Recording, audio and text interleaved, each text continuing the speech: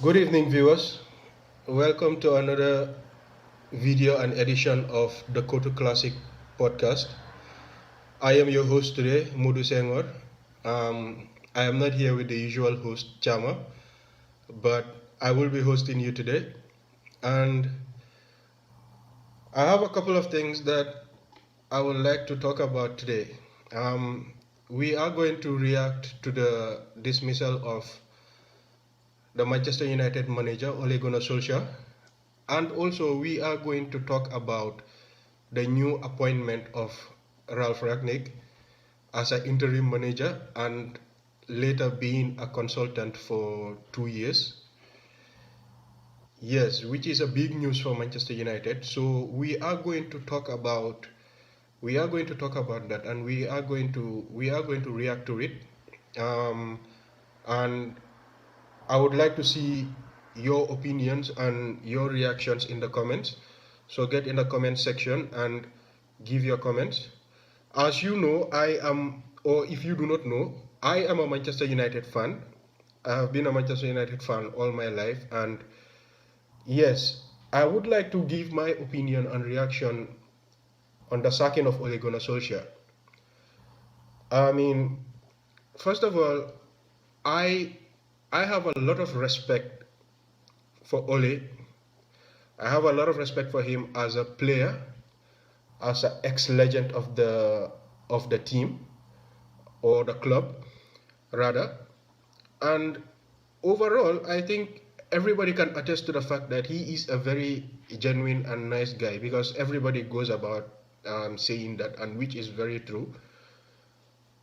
But coming down to the managerial aspect, I mean, we cannot all be held by sentimentality. This is a business of results. And we have reached the point that we can conclude that as a manager, I just don't think Ole Gunnar Solskjaer was good to be at the level of Manchester United manager. He was just not good enough. The tactics were poor. In fact, there was no tactics. His management skills were poor. The team was performing badly. There were disgruntled in the team. Some of the players were not happy. And the overall structure of the club was in a mess. Now, I want to delve into certain points that I see certain people um, talk about, and they do raise these issues. And I think it is very important to talk about it. When Ole was brought into the club, we were under Jose Mourinho, and we all know when Mourinho was leaving the club, he didn't leave in good terms. There were a lot of disgruntled. I mean, some of the players were really fed up with him. The style of play was not really exciting. He was fired, and Ole was brought in as an interim. Now, in my opinion, I think if the club have waited until the end of the season when they gave him the interim job, if they had waited till the end of that season, I don't think they would have appointed him as permanent manager. Because if you remember, after he was given after he was given the permanent job, he immediately started losing results. He immediately started losing games. We started playing badly, and then they came about with this idea of building a project, looking at the long term and so on. And we were all behind him. Now, my issue is I hear people talking about, oh well, he deserves a lot of credit that he built a good structure at the club and so on and so on. They try to bring about all these good. They try to talk about all the good things that he brought to the club.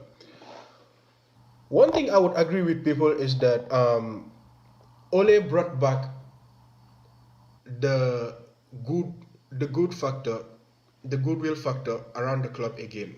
I mean, when he came in, everybody was happy. Things were more calm and relaxed. He steadied the ship. But he didn't do much during his 3 years at Manchester United. If you look at the structure at Manchester United, I mean, even Jose Mourinho himself, whatever you might tell him, he's a good manager and he's a top manager. But we all know at Manchester United that the problem of the club really is the board. The people who sit on top, like Manchester United is the only big club in world football that I see do not have anybody with a football knowledge who sits at the board level. Like the people who sit at the board level are all bankers and business people. They are money people. The Glazers bought the club on debt, and they still have the club in debt. Woodward is a banker. He helped them buy the club, and they placed him as CEO because he's a good businessman. He's a good banker. What he is good at is commercial, bringing money in. But making footballing decisions, I just think they do not have any knowledge. And if you look at the decisions they have been making for the past years in that football club, when it comes to decision making on football, I think it has been abysmal. Moving forward, coming back to Ole, they gave him the contract, said they were going to give him time to build his own team for the future and so on. But a lot of things happened during Ole's time. I mean, people are talking about they should give him credit for building a structure. He didn't build a structure at Manchester United. If you remember, when Louis van Gaal came into the club, he started this structure of signing, this structure and system of the academy, signing 14 and 16-year-old players. Louis van Gaal brought it. He got the academy playing the same style of football that the senior team was playing. And he got them signing 14 and 16-year-old players around Europe. This was started by Louis van Gaal. When Mourinho came, they continued that same process. And when Ole came, they also continued that process. But it was not like Ole Gunnar Solskjaer came to the club and revolutionized the whole system. No. Another thing I want to mention is people always talk about that he is a good man manager. I think that's a myth. It's just a myth that he is a good man manager. He is a good man manager to his favorite players that he always picks, the likes of McTominay, Harry Maguire, the Rashfords, the Aaron Wan-Bissakas, the Lindelofs. He is a good man manager to those people because he picks them he picks them week in, week out, even though I believe that some of those players are not even fit to start for Manchester United. He keeps insisting on playing them week in, week out, even when they are performing badly. But let's talk about the players that he do not play, and some of these players were even signed by him. The Alex Telles, the Donny van de Beek, the Jadon Sancho, Amad Diallo. People have all of a sudden forgotten about Amad Diallo. We bought him for 30 million. Was it 30 million pounds or 35 million pounds? We bought him for 30 something million pounds. And he couldn't even use him. Ole Gunnar Solskjaer has a track record of signing players and not using them. The man was literally destroying careers. Donny van de Beek was in the Dutch squad. He now can't even get in the Dutch squad because he's not having any game time. Alex Telles used to be in the Brazilian squad. He is not anymore. Look at when Jadon Sancho came into the Premier League. He couldn't even make the England squad for the last international break. And people want to go about telling me that he's a good man manager. I think he's a crap man manager.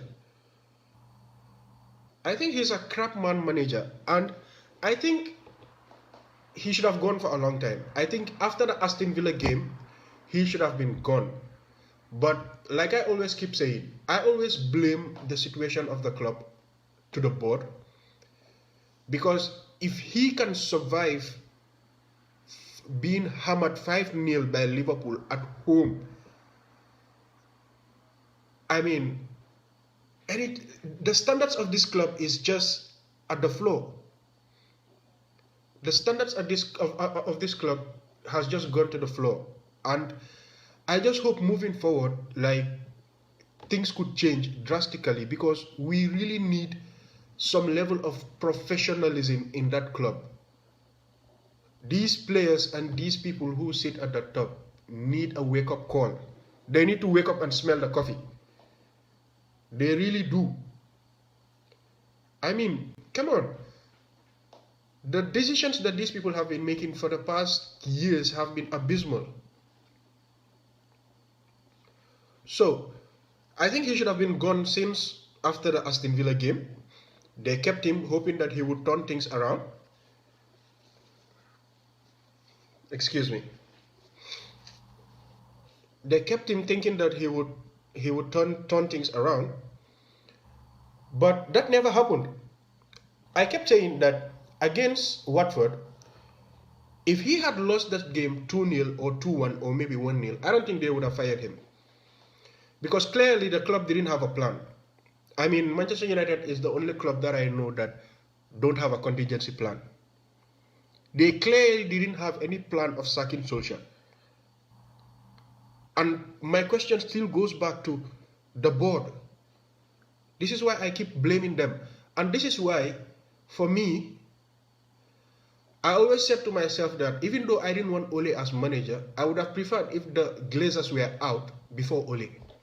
Because any other competent owner that owned this club would have sacked Ole Gunnar Solskjaer a long time ago. Look at what happened at Chelsea. They had an ex-player as manager. They gave him the best transfer window they could. Very good players, a huge squad. And what happened when he couldn't deliver? They shipped him out. No feelings attached. Like I said, this is a results business. You get the results, you stay. You don't get it, you go. Somebody else comes in and does the job. And look at what happened when Thomas Tuchel came in. They won the Champions League in 6 months. There is an example. There is just a perfect example for you. Manchester United needs to be a club that is more ruthless. I mean, even look at when it comes to clearing the deadwood at in the team and signing players. Like, why did we give Mata a new contract? Why is Matic still in the team if he can't play week in, week out? Why is Lingard here? I said it at the beginning of the season. I think it's a big mistake keeping Lingard. And I think Lingard himself should have pushed for a move. He was probably playing the best football of his career, I think, at West Ham. He wasn't going to get game time under Ole Gunnar Solskjaer at Manchester United. He's never going to drop Bruno for Lingard. So I just think they couldn't they were not just at the level of handling this club. I think Ole and his coaching staff all were just too inexperienced and not good enough for Manchester United. And I think it's a wise decision that they have come to the conclusion of firing him and bringing in Ralf Rangnick.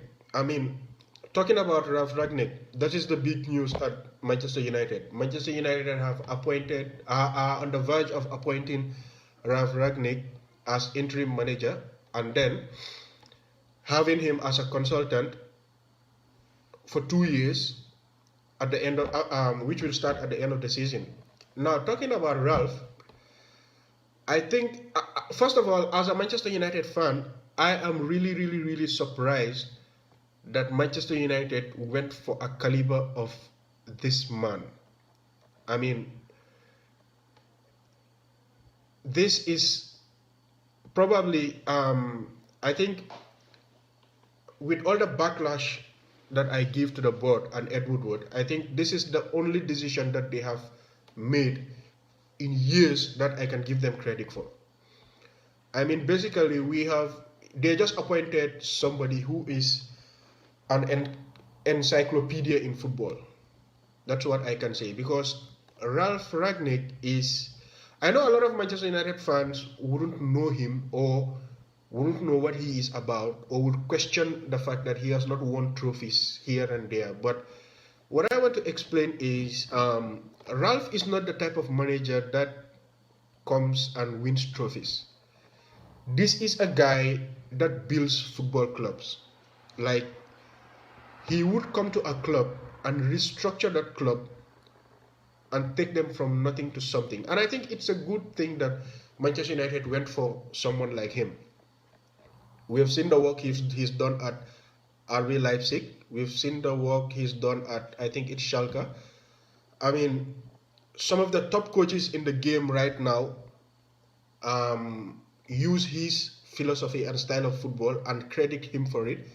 As we know, he is the founder of the German pressing in the modern football, and it is widely used by Jurgen Klopp, Thomas Tuchel, and Nagelsmann. And I mean, you look at these three managers, apart from Pep, they are the top managers in the world right now. They are elite managers. I think maybe for Nagelsmann, because he is now at Bayern Munich and has a lot of point to prove there. But they are the top managers right now in the game. And they have credited this man, they have given this man so much credit for their success. In fact, Thomas Tuchel was a player who played under him and due to injury could not continue his playing career. And Rangnick convinced him to go into coaching. He was basically his student. And look at him now, he's doing a fantastic job at Chelsea. So United are on the verge of appointing him as interim manager, and obviously our director of football, Murta, was one time in RB Leipzig to understudy Ralph, and Woodward knew about him also. So they have been a long time admirer of Ralph Rangnick. I think they just got the opportunity now to work with him. When they first approached him, he rejected the offer because they just wanted to offer him the role of an interim manager till the end of the season, and he goes and they bring in somebody permanent. But Ralph is somebody who likes to work long term. He is not the short term type of guy. He likes to come. He's a visionary. He likes to come, look at what he is going to do, set his plans out, and execute it as time goes on. So he is not the type of manager that comes just for a 6 months period and leaves. No, he likes to work long term. And I'm really excited that we have somebody like him, because what I'm more excited about is not the 6 months that we are going to have with him as interim manager, but the 2 years as consultant, because he would be sitting at the board level. Like, for the first time in more than 16 years, Manchester United would have somebody sitting at the board level making footballing decisions, who actually has a football knowledge, who's actually a football man, who's not a banker, who doesn't look at money, who doesn't think, the only thing that concerns him and he thinks about is football. That is what we as fans have been yearning for. This is what we have been crying out loud for. We needed somebody who sits at that board level, who is a football person, who knows football, who knows how to take proper decisions when it comes to football. And I think if they allow him to do his thing at that club, not only the players, but like I said, at the board level, the likes of Fletcher and Murta will learn a lot from him. They would learn a lot from him. So for those Manchester United fans who do not know who Ralph Rangnick is, don't expect him to come and just win a trophy. No, he is not that kind of a manager. He is going to restructure this team, and I'm very excited to see what he can bring onto Manchester United. I think like I said, this is the best decision that this board has made in years that I can give them credit for. Manchester United has, with the players we have, it's obvious that we knew that the problem we had was a coaching problem. Another thing I want to talk about also, before I forget, going back to Ole Gunnar Solskjaer, I always try to ask this question, like, what players has developed under him?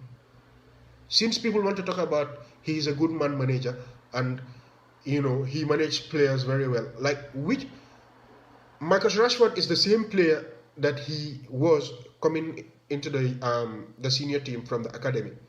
He has not developed. Mason Greenwood is the same player. I mean, any manager that comes into Manchester United would play Mason Greenwood. He's a generational talent. But has he developed? Are they developing his talent? I'm not seeing it. Bruno Fernandes is the same player that came in from Sporting Lisbon. He has not developed. He's a fantastic player, but he has not developed still. If these players were playing under managers like Pep Guardiola or Klopp or Tuchel, you would see a massive improvement in their game because they would be developed. They would really be developed. So I just think it was just a myth, and we were just attached to this fact that Ole was an ex-United player. He scored this goal in the Champions League final, and so on and so on. But we have to move away from that. We have to move away from this sentimentality. The other big teams are not doing it, and they are winning trophies. Let's try to be ruthless and look at it from a football point of view. Let's look at it from a football point of view. So, I mean, and this is exactly what I wanted. I wanted the next manager to come in and have no attachment to the club. He should not be an ex-United player. He should not be friends with ex-United legends. No attachment. A perfect example, they always talk about the United way, Sir Alex era, this and that. Sir Alex Ferguson created the United way in his own way. He came in from Aberdeen and had no attachment to the club. He came in, built his own team, built his own structure, and created this United way, and has gone to be successful for decades. This is what we want. Liverpool tried this with one of their ex-players. I forgot the name of the ex-player. But they went and got Klopp, and he came and he restructured that team. He came in with his own coaching staff, with his own team, changed the things he wanted to change, brought his own setup in, and got the team moving like how he wants them to move. And what did they get out of it? A Champions League and a Premier League. This is the same thing we need at Manchester United. We need somebody who comes in and brings his own ideas and philosophy. I mean, another problem that we have is lack of identity and style of football. We need somebody who will come in and bring his own identity. And I'm just glad that we moved away from this, because if Ole would have continued till now, I think there would have been it would have been toxic. A lot of toxicity would have grown, Fans were beginning to call him all sorts of names, call the club and the board all sorts of names, which I think was really disrespectful. But what choice do you give them? You have people who sit at that board who are highly incompetent. I mean, I'm still shocked. If I were the Glazers, I would question myself, why is Woodward still at that club? This is the fourth manager that he has fired. You're a CEO and you have a manager. And this is a manager that has fired Louis van Gaal, Jose Mourinho, Ole Gunnar Solskjaer, and David Moyes. Why should he be at the club still? Why should he be at the club still when 4 managers have been fired under his tenure? So basically, that is it. That is it. I mean, I'm really excited about this. I'm really excited that we have got somebody who really is a football genius, is a footballing genius. Like I said, he's an encyclopedia of football. He would restructure that team very well. I expect us to have a new identity. I expect us to be playing a better brand of football. I expect the players to be coached better, giving them better tactics. I mean, it's exciting. It's exciting. I can't wait to see what he does at this club. And he would be bringing his assistant with him. I just hope that he would bring his own coaching staff with him, because Carrick, Phelan, and McKenna all need to go. They were part of the problem. They were. How many times have Ole Gunnar Solskjaer sat in press conferences and said that he doesn't do the coaching? Carrick and McKenna does the coaching. So I don't see no reason in keeping coaches that were part of a problem that led to you firing a manager. So they all need to go. We need to clear house. We need to clear house. Get Ralph Rangnick in. Allow him to do his thing for the 6 months. Move upstairs. Bring in a new manager, and work on rebuilding the team. Work on rebuilding the team. When he gets into his consultancy role, he would be involved in the decision of appointing a new manager. A lot of people think that we might get Pochettino, or we might get this guy at Ajax, Ten Hag. I will not be surprised if none of them were brought in. I will not be surprised if he went and brought another coach of his choice, who is even a German, who is not Pochettino or Ten Hag. But all I know is when we reach that point, at least it will be a proper decision, because we would have somebody who is sitting there with these members of the board, who is a footballing person, and would be taking the right decisions. I'm really excited about it. And I look forward to it. He won't be in charge of the Chelsea game, but hopefully he should be in charge of the Arsenal game. And then we will take it up from there. We'll take it up from there. Well, that brings me to the end of this conversation. Get down to the comment section and, tell me what you feel about this appointment, and what you feel about the firing of Ole Gunnar Solskjaer. What are your opinions? How do you feel about it? And then, hopefully we could have more discussions about this after Rangnick's first game. Thank you very much for listening. I'll see you later.